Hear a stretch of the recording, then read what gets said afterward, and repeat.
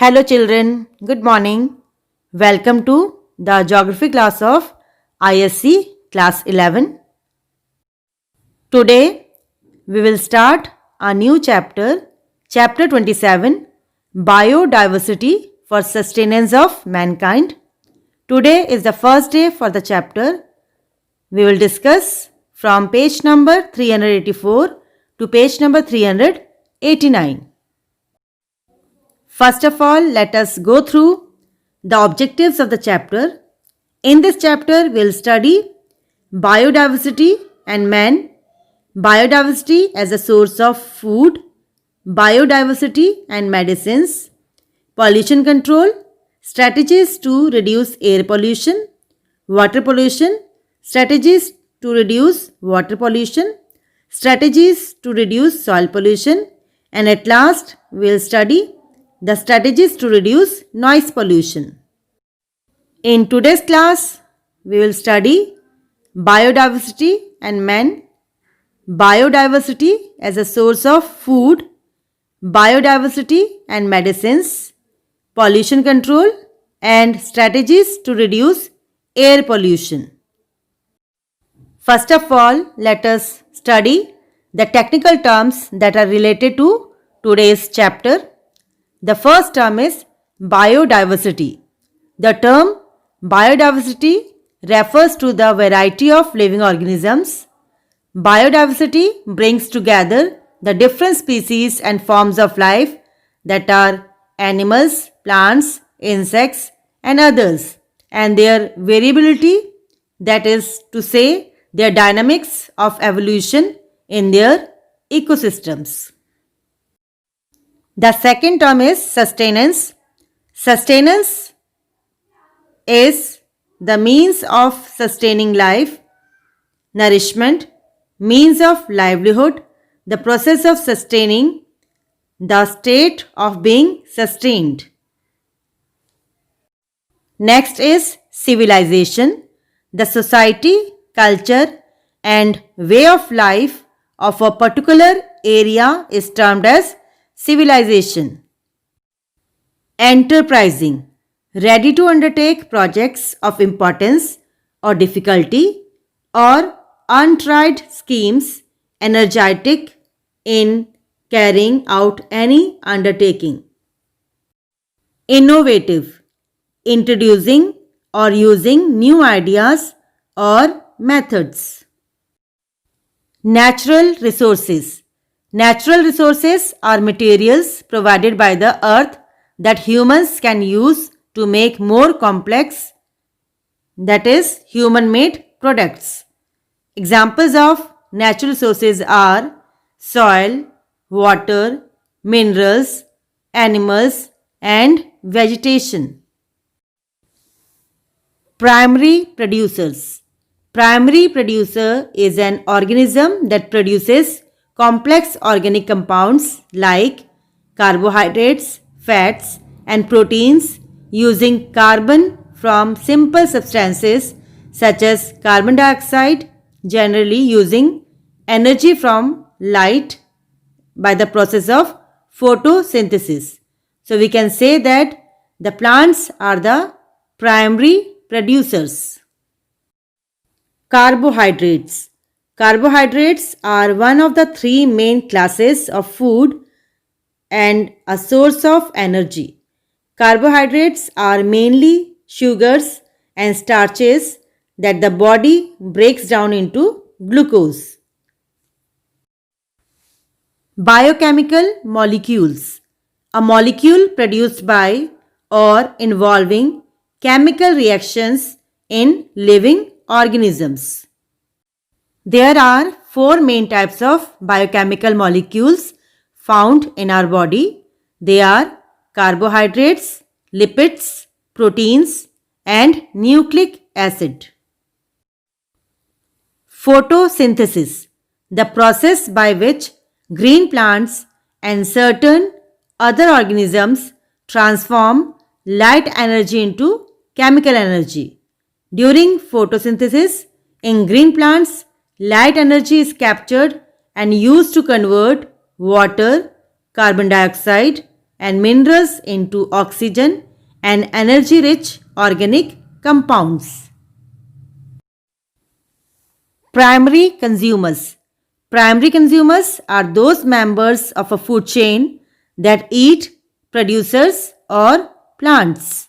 The examples are rabbits, rats, deer, horses, etc. Heterotrophic components. In the food chain, heterotrophs are primary, secondary, and tertiary consumers but not producers. Living organisms that are heterotrophic include all animals and fungi, some bacteria and protists, and many parasitic plants. Herbivores. Herbivores are the plant eaters like deer, cow, buffalo, etc. Carnivorous or carnivores. Carnivores are animal eaters like tiger, lion, wolf, etc. Decomposers. An organism, usually a bacterium or fungus, that breaks down the cells of dead plants and animals into simpler substances. Recycling. Recycling is the process of collecting and processing materials that would otherwise be thrown away as trash and turning them into new products. For example, we can recycle glass, paper, and plastic. Agricultural Revolution. The Agricultural Revolution was a period of technological improvement and increased crop productivity that occurred during the 18th century and early 19th century in Europe.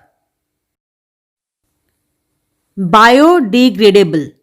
A substance or object capable of being decomposed by bacteria or other living organisms and thereby avoiding pollution. For example, all the vegetable waste from the kitchen are biodegradable. Pesticides. Pesticides are chemical substances that are meant to kill pests. Insecticides. A substance used for killing insects. Urbanization. Urbanization refers to the population shift from rural to urban areas or an increase in the number of people living in towns and cities. Industrialization. The development of industries in a country or region on a wide scale is termed as industrialization. Environmental pollution. Environmental pollution is defined as the contamination of the physical and biological components of the earth or atmosphere system to such an extent that normal environmental processes are adversely affected. Noise pollution. Noise pollution can be defined as any disturbing or unwanted noise that interferes or harms humans or wildlife. Radiation pollution. The radioactive pollution is defined as the physical pollution of the living organisms and their environment as a result of release of radioactive substances into the environment during nuclear explosion and testing of nuclear weapons, nuclear weapon production, mining of radioactive ores, etc. The next term is air pollution. Air pollution is the presence of substances in the atmosphere that are harmful to the health of humans and other living beings or cause damage to the climate or to materials. Legislation. The process of making or enacting laws is termed as legislation. International community. the countries of the world considered collectively. CNG. CNG, also known as compressed natural gas, is an eco-friendly alternative to gasoline. Temperature inversion. An abnormal increase in temperature with height in the troposphere is termed as temperature inversion. Rapid mass transport. An urban public transit system using underground or elevated trains. Carpool. Carpooling, also known as car sharing, ride sharing, and lift sharing, is the sharing of car journeys so that more than one person travels in a car and prevents the need for others to have to drive to a location themselves. Information technology. Information technology or IT is the use of computers to store, retrieve, transmit, and manipulate data or information. The last term for the day is afforestation. Afforestation is the process of introducing trees and tree seedlings to an area that has previously not been forested. Afforestation can be done through tree plantation and seedling naturally or artificially. Now children, let us start the chapter. Man has been depending on nature for his existence and growth ever since he appeared on the surface of the earth. For a long period in the history of human civilization, man has been living in forest and his needs of life including food, clothing and shelter has been drawn from plants and animals which were integral parts of biodiversity. Even in the present day world, his dependence on nature and its resources is no less propounded. Man's needs have grown out of proportion in view of fast growing population and improvement in his living conditions. Consequently, the natural resources are being overexploited and there is fast degradation of environment and biodiversity in different parts of the world. Man is the most intelligent, enterprising, and innovative creature on the earth and tries to derive maximum benefit from nature. The nature and its resources such as air, water, land, forest, etc. are inevitable for sustenance of human life. Air we breathe, water we use for various purposes including drinking, land we inhabit and forest we utilize for various purposes are all components of biodiversity. Our three basic needs of food, clothing and shelter are fulfilled by using natural resources. Biodiversity consists of various types of plants and animals which are arranged systematically to make complete food chain. The plants and algae are at the first level in food chain and are known as primary producers. They use light energy to convert carbon dioxide and water to produce carbohydrates and eventually other biochemical molecules required to support life. This process of energy conversion is known as photosynthesis. At the next level of the food chain are the primary consumers. The primary consumers are plant-eating animals known as herbivores such as insects, mice, goat, giraffe, etc. At the third level are the secondary consumers who feed on the primary consumers and are known as carnivores such as owl and lion. Some of the species are called omnivores because they are both herbivores and carnivores, means they eat both plants and animals. Human beings come under the category of omnivores.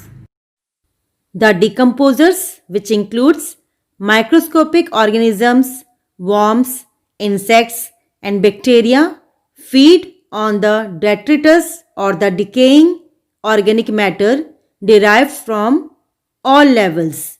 They help in recycling the mineral nutrients into the ecosystem, and thus the food chain is completed. Biodiversity contains a large number of plants and animals which are used by man for making his food requirements.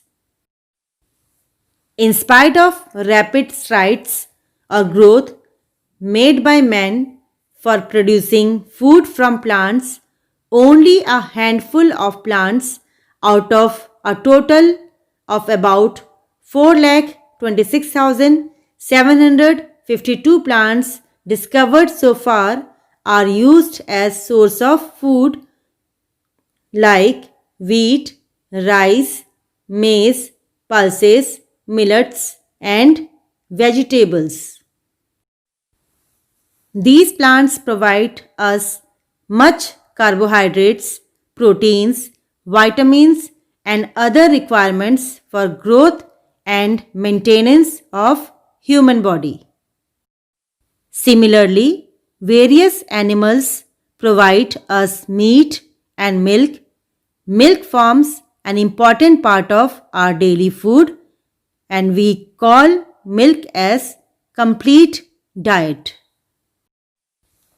In coastal areas, fish form an important item of food and is a rich source of protein. Some tribal people still live in forests and wholly depend on plants and animals for their food requirements. Man has been able to domesticate a large number of plants and animals for meeting his food and other requirements. He has been able to use new techniques in agriculture since the agricultural revolution some 8,000 to 10,000 years ago. Man is still seriously engaged in finding new plants and increasing the productivity of the known plants so that sufficient food is available to all humans living in this world. The Green Revolution in India, which came in 1960s, and some other developing countries, is a living example of such enterprises. We are at the threshold of the second Green Revolution so that India could feed its teeming millions. Biodiversity produces source material for breeding so that the variety of crops could be improved to increase production and to make crops more disease resistant. It also acts as a source of new biodegradable pesticides and insecticides. Plants are used to extract a large number of drugs and medicines. Certain animal products are also used for preparing medicines. Biological diversity provides the basic raw materials to the pharmacist who can identify and prepare new drugs from plants and animals. Rapidly increasing population coupled with phenomenal growth of urbanization, industrialization, and improved living standards have put great strain on natural resources, which has led to unprecedented pollution of environment.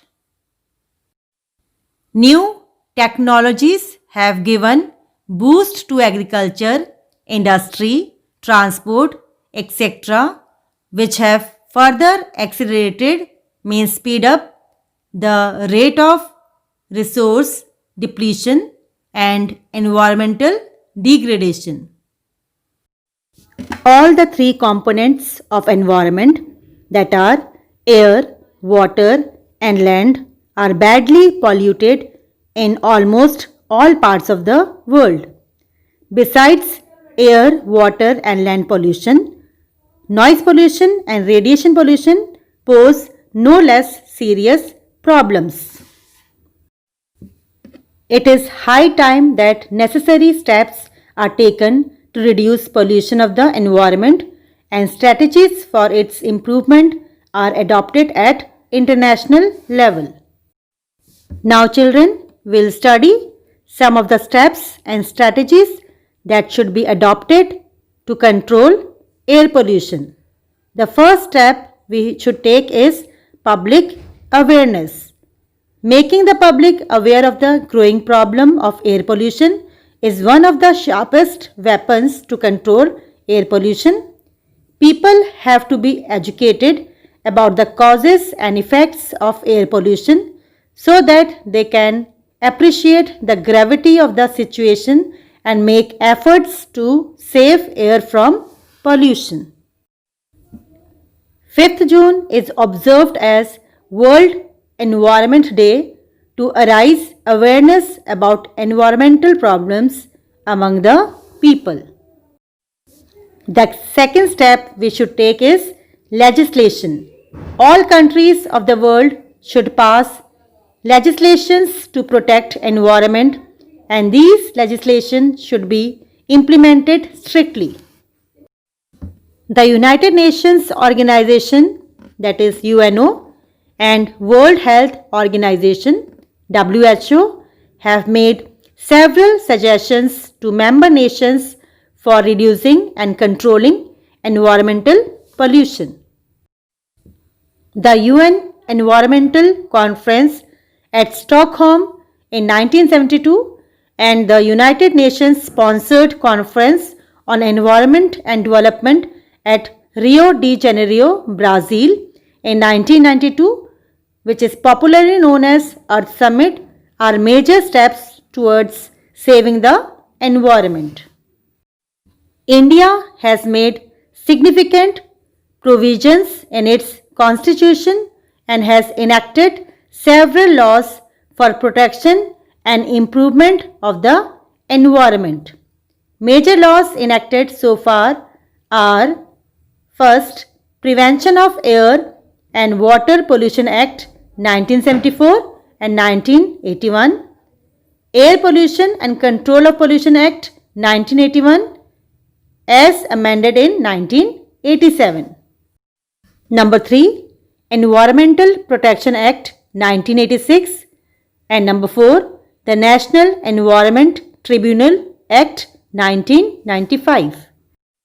The next step which should be taken is the use of suitable fuel. As far as possible, smokeless fuel should be used. Air pollution can be totally controlled by using hydroelectricity. Coal should be properly washed before using it as a fuel. This will reduce air pollution and avoid the risk of acid rain. Introduction of unleaded petrol in Delhi and other major cities of India has helped in reducing air pollution to a great extent. CNG, that is compressed natural gas, has been made compulsory in Delhi for all public transport vehicles. This has made Delhi's air much cleaner than a few years ago. CNG, the fuel of the future. CNG, that is compressed natural gas, is the recent development in fuel technology. This eco-friendly fuel has been made mandatory, that is compulsory, in all public transport vehicles, that are buses, taxis, auto rickshaws, etc. in Delhi. After its grand success in Delhi, it has been introduced in other cities like Ahmedabad, Vadodara, Surat, Ankleshwar and Mumbai.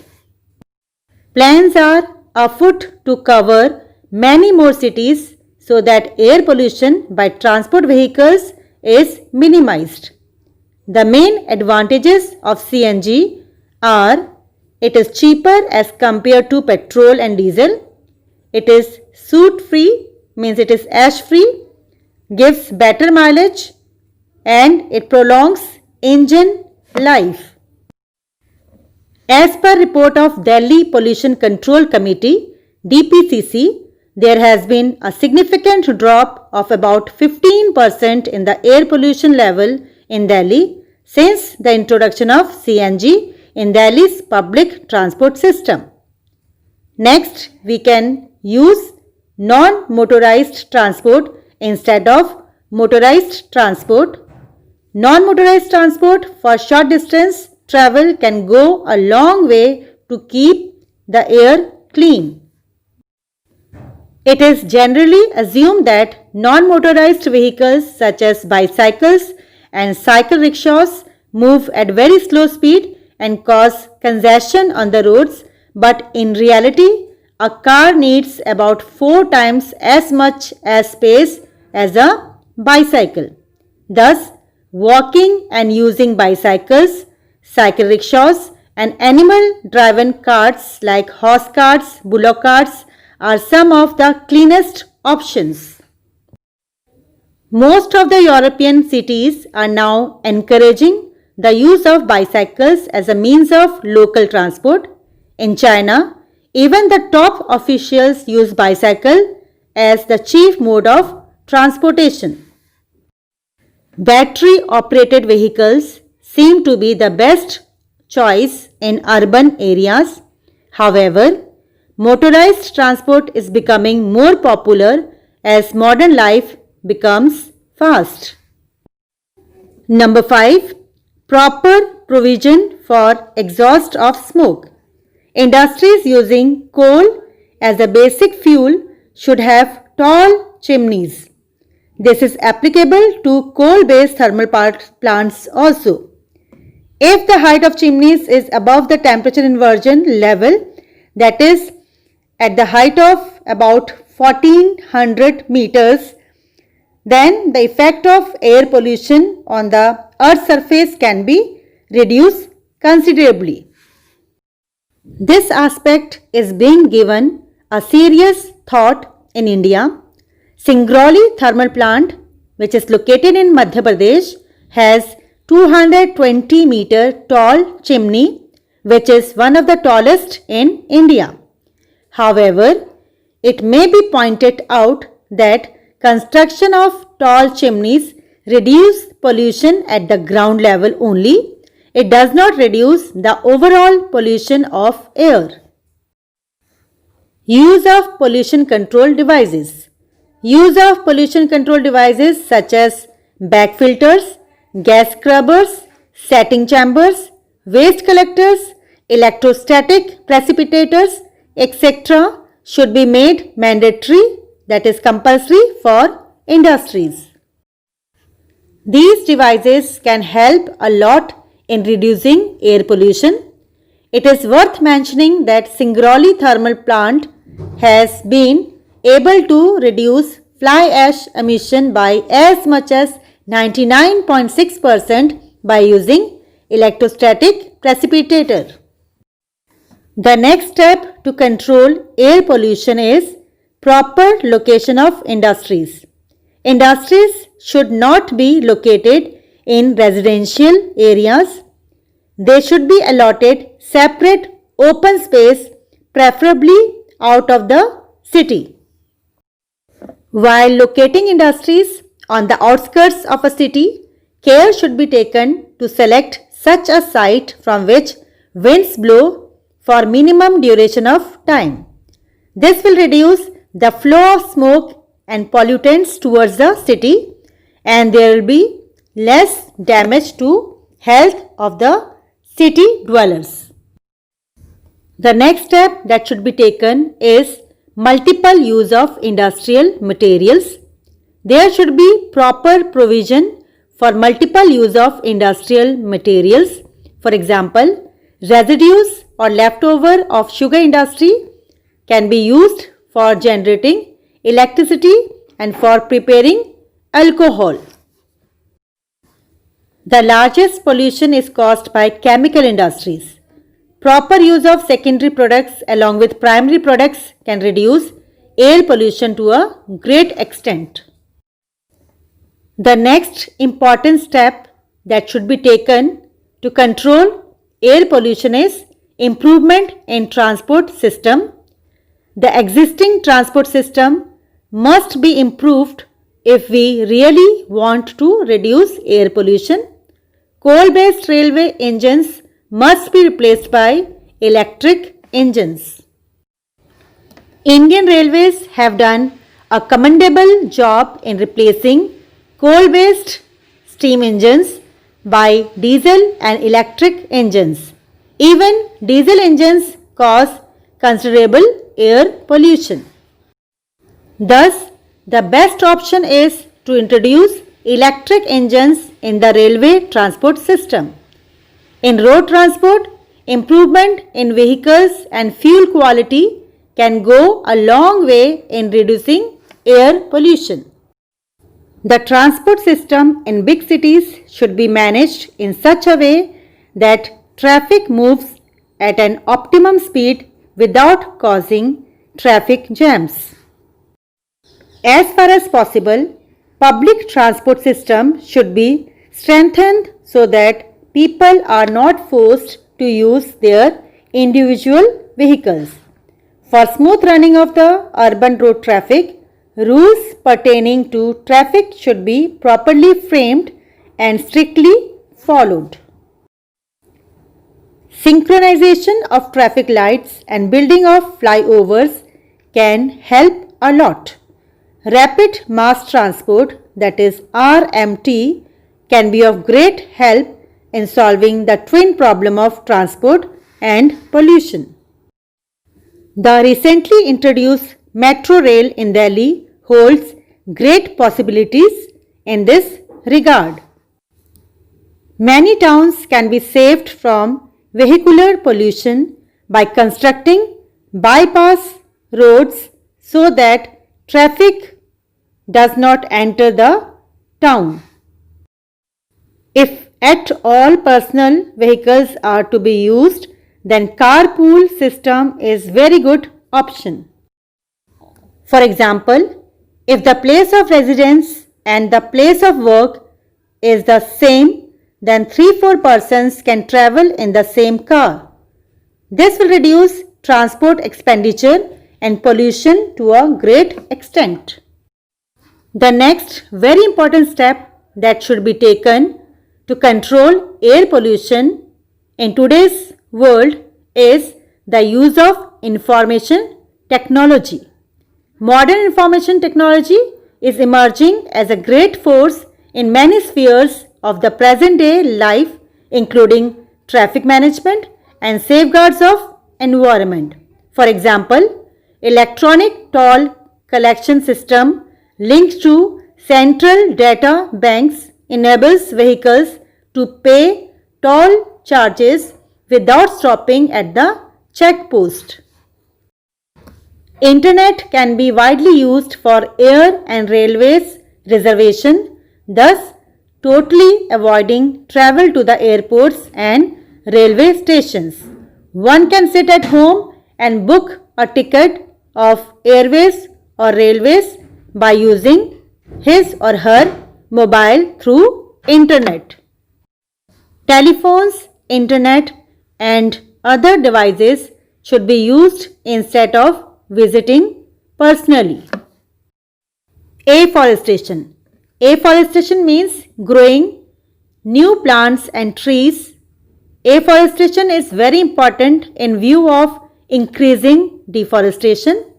Air pollution is increasing rapidly due to increasing carbon dioxide and decreasing oxygen in the air.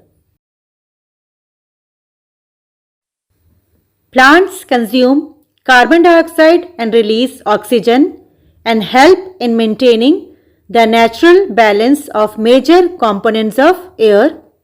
In a tropical country like India, at least 33% of the total area should be under forest, whereas we have only 22% of our total area under forest. Such a situation will help in improving the quality of air and in maintaining ecological balance. Cities and industrial estates should be provided with green belts. Green belts are the trees and plants which are grown around a city or an industry. So children, with this we have completed today's topic. Let us now review the objectives we have done in today's class. Today we have studied biodiversity and man, biodiversity as a source of food, biodiversity and medicines, pollution control, strategies to reduce air pollution. Hope that you have understood today's topic nicely. Now it's the time to take the homework. You have to read the topic from page number 384 to page number 389. You have to solve and learn exercise 1, 2 and 3. You also have to write the answers of a few questions in your fair copy. I will read the questions for you. The first question is, what is the relation of man with biodiversity? Second question, discuss biodiversity as a source of food and medicine for man. Next question, explain how improvement and management of transport system can help in reducing air pollution. Number 4, discuss the role played by quality fuel in reducing air pollution.